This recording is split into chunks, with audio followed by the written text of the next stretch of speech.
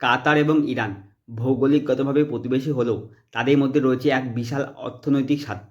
বিশ্বের বৃহত্তম প্রাকৃতিক গ্যাস কেন্দ্র, যা ইরানের সাউথ পার্স এবং কাতারের নর্থ ডোম নামে পরিচিত, তা এই দুই দেশ ভাগ করে নেয়। সম্প্রতি ইরানের হামলায় কাতারে একটি গুরুত্বপূর্ণ স্থাপনা ক্ষতিগ্রস্ত হয় দুই দেশের মধ্যে সম্পর্কে উত্তেজনা তৈরি হয়েছিল।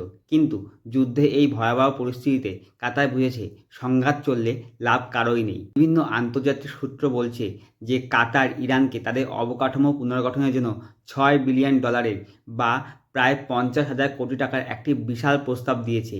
তবে কাতার স্পষ্ট জানিয়েছে এই সাহায্যের বিনিময়ে ইরানের কথা দিতে হবে যে তারা কাতারের কোনো গুরুত্বপূর্ণ অর্থনৈতিক পরিকাঠামো, বিশেষ করে রিফাইনারি বা এলএনজি স্থাপনায় হামলা চালাবে না। তার চায় তাদের গ্যাস উত্তোলন এবং সরবরাহ যেন কোনোভাবে বিঘ্নিত না হয়।